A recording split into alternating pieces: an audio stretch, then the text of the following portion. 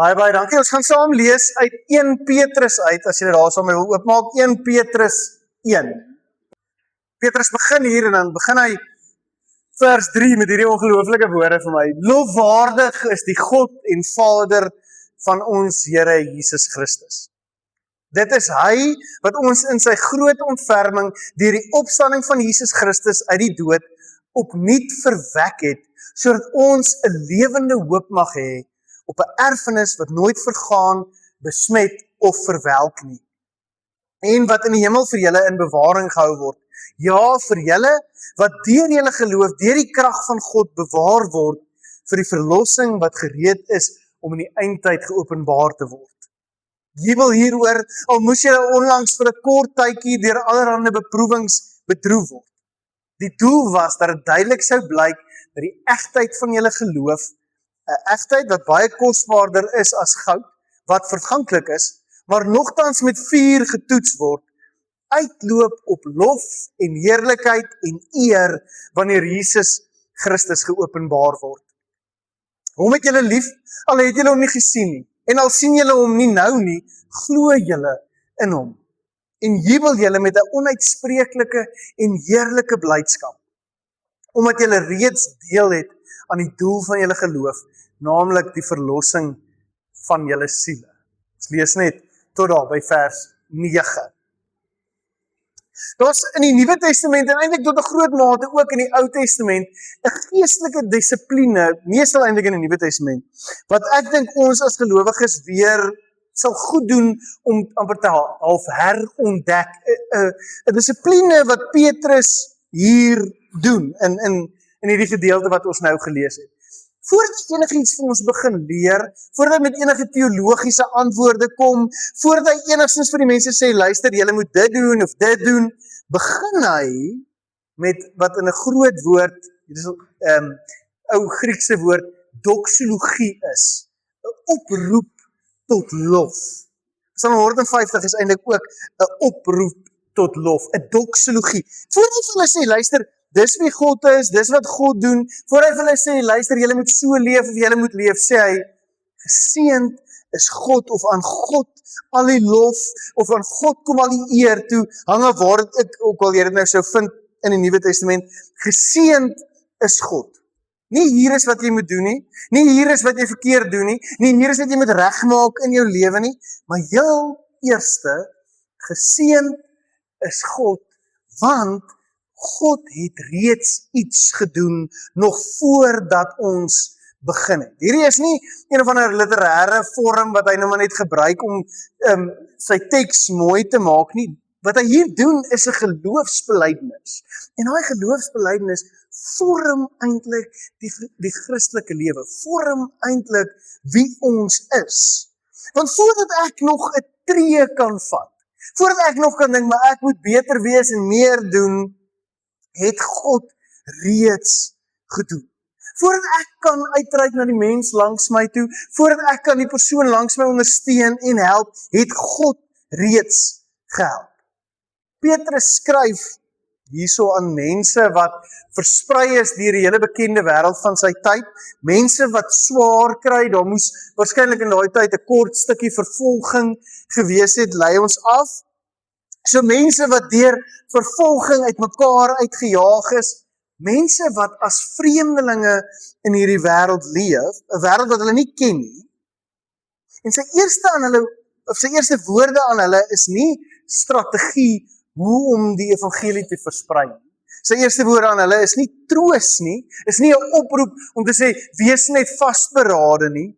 Sy eerste woorde is lof, want hy weet wat ek en jy nodig het om te onthou wanneer dit met ons swaar gaan. Wat mense nodig het in daai oomblikke wanneer dit voel of daar geen hoop is nie, as jy weet waar kom my krag vandaan nie, in daai oomblik het ek nie nodig om plannetjies te hê.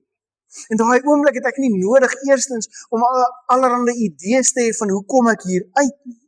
Wat ek daar nodig het is om te onthou wat het ek reeds. Wat God klaar vir my kom gee het. Wat God eintlik klaar vir my kom doen het. En dan gaan hy verder en hy sê vir hulle, hier is 4 gawes, 4 geskenke wat God eintlik klaar vir julle gegee het. 4 genadegawes wat aan elke gelowige behoort, wat nie van julle al weggevat kan word nie. En as hy dit vir ons noem en ons gaan nou daarna kyk, dan kom sit hy amper weer ons voete op die rots. Hy kom gee weer vir ons 'n fondasie. Want as my fondasie reg is, hoe gaan daai kinderliedjie die teks sê dit ook natuurlik, die wyse man bou sy huis op die rots, né? Dwaase man bou sy huis op die sand. Petrus kom gee vir ons 'n fondasie van waar af die storms maar kan woed, van waar af die probleme maar kan kom, die aanvalle kan kom, maar ek sal bly staan. Die eerste gawe wat Petrus sê God vir ons kom gee, is 'n lewende hoop. Nou dis 'n vreemde gawe, hoop, want ons dink baie keer as ons dink oor hoop, dan dink ons aan 'n rugby of aan sport miskien. Ek hoop die Bulle gaan wen. Ek hoop, ek weet nie wie van julle hoop die Bulle gaan wen nie, maar hoop is hierdie idee in ons kop, né? Nie iets waarvoor ons kan seker wees. Maar hoop in die Bybel is 'n sekerheid. Nie oor die omstandighede van môre nie. Nie oor dat ek doodseker daarvan is, alles gaan beter wees môre nie. Ek hoop nie, my hoop bevestig nie dat ek gaan gesond word nie.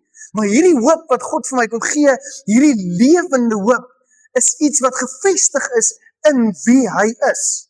Wat nie gebaseer is op my omstandighede nie. Wat nie gebaseer is op wat oor my pad kom nie, maar op hom. En ek dink daai onderskeid maak saak. Want baie keer is ons hoop eintlik maar 'n dooie hoop. Die hoop wat afhang van sekere voorwaardes.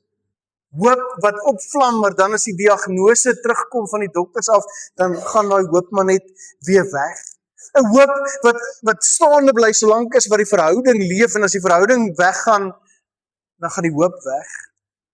'n Hoop wat sê, miskien hierdie keer sal die ANC ons red, sal die ANC iets reg kry. Miskien is Ramaphosa nou die president wat alles sal kom verander, en dan wanneer die land uitmekaar uitval, dan gaan daai hoop maar net soos mis voor die son ook weg. Daai dooie hoop is soos 'n spinnerakkietjie, amper onsigbaar. En dan wanneer die gewig van realiteit kom, dan breek hy.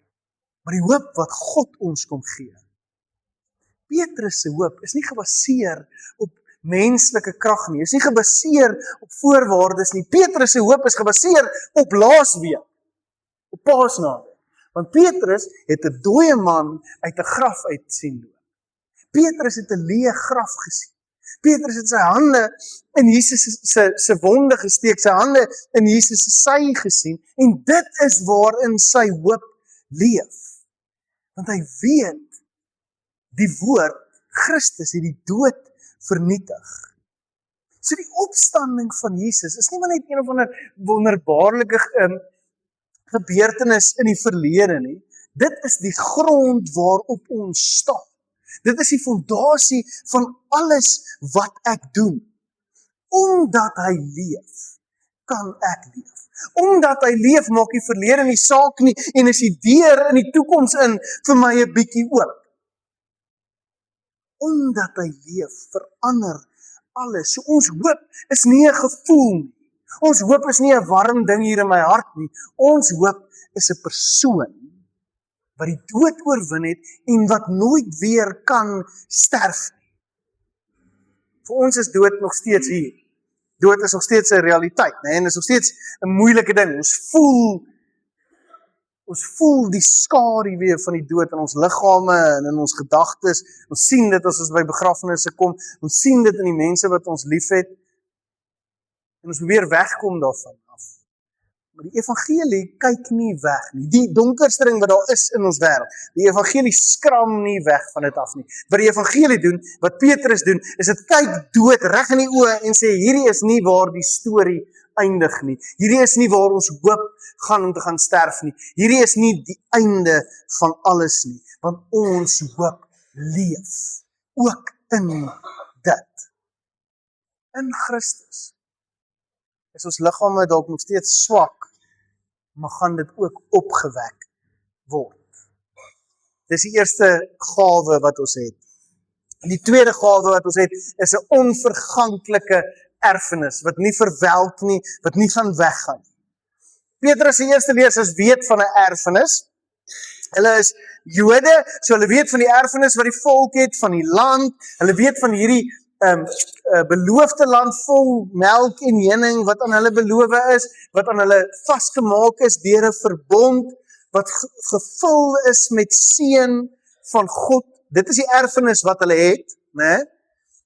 Maar as Petrus hierdie brief skryf aan hulle, is Jerusalem vernietig. Die stad se mure lê in pyn, die tempel, die huis van God, bestaan nie meer nie. Rome en Romeinse soldate loop deur die strate van God se land. Die land wat vir hulle 'n erfenis sou wees, hierdie land wat hulle belofte is eintlik nou maar net 'n wond in die landskap. Is eintlik 'n plek van hartseer en pyn. En Petrus kom en hy gooi nie daai ou erfenis weg nie, maar hy sê julle het nou 'n nuwe erfenis. 'n Erfenis wat in Christus julle sin is. 'n Erfenis wat totaal en al iets anders is as net 'n land wat aan julle beloof is. 'n Erfenis wat nie kan weggaan nie, wat nie kan verwelk nie, wat nie deur tyd aangeraak word nie, wat nie gaan misluk nie. 'n Erfenis wat onaangeraak is deur dood, onbevlek is deur die sleg van hierdie wêreld. En ek dink dit is 'n woord wat ook vir ons saak maak. Israel is nou nie ons erfenis nie, en Jerusalem maak nie aan ons saak nie, en die tempel beteken nie nou te veel van ons nie. Maar ons wil nog steeds baie keer ook ons erfenis hê, baie soos die verlore seun, in besittings en in geskenke, in ons gesondheid, in ons reputasies, in ons sekuriteit. Maar daai goeders is eintlik niks. Is van geen waarde nie. My gesondheid is great vir 'n rukkie, tot ek eendag opstaan soos ek en my heup is seer en ek verstaan nie waarom dit vandaan nie, maar ek is nou 40, so die ouderdom kom, né? Dit gebeur. Of ek skielik is daar 'n diagnose van 'n dokter af, en skielik is my gesondheid nie meer iets. Of ek dink my finansies is waarop my sekuriteit staan, dit is my erfenis, en dan kom maar 'n oorlog in die Midde-Ooste wat die oliepryse opjaag en wat alles deurmekaar maak. Petrus sê, julle erfenis lê nie op hierdie aarde nie. Julle erfenis lê nie in goederes wat kan verwelk en kan wegraak nie. Julle erfenis lê op 'n plek waar dit weg is van enige mag wat dit kan vernietig, of wat dit kan van julle af wegvat. So die vraag wat Petrus eintlik vir ons vra is, glo ons dit? Glo ons dat ons hoop en ons erfenis lê by God? Bepaal dit my gedrag? Want as my erfenis is my sekuriteit en my finansies en my gesondheid, dan maak ek my hande toe en ek wil nie deel nie. En ek is net ingeleef en bekommerd oor myself. Maar as ek sê my erfenis lê op 'n ander plek, dan kan ek leef met oop hande. Dan kan ek sê, maar ek kan deel. Ek kan ander inlaat, ek kan ander toelaat. Ek hoef nie net bekommerd te wees oor my en myself en hoe dit met my gaan. Ek kan ander mense ook suurstof gee, plek gee om te leef. Die derde ding is miskien nogals vir my die een ding wat amper alles regtig kom verander. Ons word bewaar. Die woord wat Petrus hier gebruik is dieselfde woord as 'n militêre fort, 'n plek waar 'n wag uitgesit is en daai wag beskerm daai plek. So God, Petrus sê, God is vir ons soos 'n wag wat wag staan in die nag en ons oppas. Ons word hy's vir ons soos 'n skild tussen ons en die wêreld, tot en met die dag wanneer hy terugkom. Een dink ek van die groot mislukkings, die groot foute wat ons baie keer in die kerk maak, is dat ons sukkel om te onthou dat Christus sê, ek pas jou geloof op. Julle weet die Bybel sê dit weer en weer, as jy 'n kind van God is, kan niks jou uit my hand uitdruk. As jy in my glo en aan my vashou, gaan niks jou kan wegruk nie. Jou geloof gaan nie kan wegraak nie, gaan nie kan wegval nie. Petrus kom roep ons op weer en hy sê, hou vas aan God se belofte van genade, want hy is julle skuld ten spyte van wat die wêreld na julle toe kan skiet. Geen nie om wat se brandpyle die Satan kan vuur nie, geen nie om wat se dreigemente die wêreld kan stuur nie, geen nie om wat kan fout gaan nie. God sê, ek bewaar julle. Ek is julle wag. So baie kere dink ons, as ons oor ons lewens dink, as ons oor ons geloof dink, ek het tot bekering gekom, ek moet tog net harder werk, ek moet net bly glo tot aan die einde van my lewe, dan sal ek hopelik kan hemel toe gaan, of dan sal ek die prys behaal. Wat Petrus kom sê en wat die Nuwe Testament vir ons sê, is God het die werk begin. Dis God wat in jou werk. Dis God wat jou lewe kom herskep en kom nuut maak. En dis hy wat daai werk gaan klaarmaak, nie jy nie. Dis God wat in jou werk. Dis God wat elke deel van hierdie pad saam met jou loop. En jou redding lê in hom. Sê jou hoop is 'n persoon. Jou erfenis lê in hom en ons redding hang af van hom. Die een wat jou geroep het, is die een wat jou oppas. Ja, die duiwel bestaan, en ja, die duiwel gaan jou aanval, en ja, die duiwel gaan daar kom, en daar gaan foute wees. Petrus is nie naïef hieroor nie. Hy weet van vervolging, hy weet dat die duiwel elke keer vir ons sê, maar kom, doen net bietjie dit, of kom leef bietjie hier. Hy weet van twyfel. Hy weet hoe ons geloof baie keer sukkel om staande te bly. Maar wat hy beloof is, dat die krag van God is 'n skild wat nie gaan weggaan. God is die een wat ons dra en ons vashou. Die laaste gawe wat hy vir ons gee, is geloof wat ten spyte van wat oor ons pad kom, staande bly. Maar eintlik deur dit gesuiwer word ook.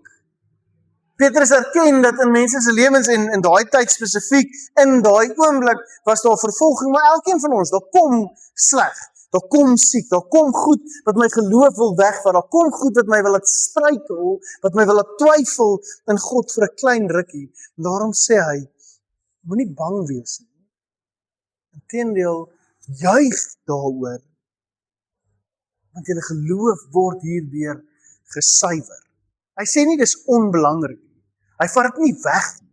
Inteendeel, hy sit daar saam met dit en hy amper kom herstruktureer dit vir ons. Hy kom sit dit vir ons in 'n nuwe raamwerk om te kan verstaan dat dit wat met my gebeur, beteken nie God is weg van my af nie. Niks kan op my pad kom wat kan maak dat God sy rug op my draai nie. Niks kan met my gebeur dat God sê, ek los jou nie. Inteendeel, hierdie goed wat baie keer op my pad kom, is die vuur waardeur my geloof gesuiwer word. Dit is belangrik. Suiwering is nie vernietiging. Goud word nie vernietig deur wanneer dit gesmelt word of wanneer dit deur die vuur gaan. Nee. Goud is in ander woorde nie, as ek dit nou kan bietjie mens maak, goud is nie bang vir die vuur. Dit gaan daarin vol vuil goeders, vol goed wat nie daar hoort nie, en dit kom uit helder, geel en skoon, soos wat suiwer goud moet wees. En net so behoort ons geloof ook te wees. Nie bang vir die goed wat op ons pad kom. Nie bevrees vir die dinge wat kan met my gebeur nie. Nie in angs en bewering van wat in hierdie wêreld vir my wag nie. Nee, inteendeel, daai selfde goed wat baie keer kan voel of dit my geloof wil breek, daai selfde goed is altyd steeds in die hande van God. Is altyd werktuie wat God gebruik om my geloof sterk te maak. Daai dinge wat ek baie keer dink, maar ek kan dit nie, ek gaan nie dit oorleef nie. Ek kan nie dit maak nie. Ek gaan nie hierdeur kan kom nie. Daai goed word my getuienis. Want God bly altyd getrou. Hy hou altyd sy woord. Hy draai nooit sy rug nie. Hy vergeet nooit sy beloftes nie. Selfs in die diepste hartseer, sê God, kan ek vreugde bring. Nie dun aardse vreugde wat maklik breek en maklik wegraak nie. Nie dun vreugde wat maar net rondloop en sê alles is okay, alles is fine, niks is regtig eintlik fout nie, maar 'n diep vreugde wat lê daarin dat ek weet, die een wat die toekoms vashou, die een wat my ken, die een wat my op my naam roep, is die een wat saam met my deur hierdie vuur gaan en wat my nie alleen gaan los nie. Petrus skryf vir mense wat swaar kry. Hy skryf vir mense soos ek en jy, wat in 'n wêreld leef wat ons nie ken nie, in 'n wêreld wat baie keer vir ons moeilik is, in 'n wêreld waar ons die hele tyd aangeval word. En hy kom nie en hy sê vir jou, luister, wees net beter.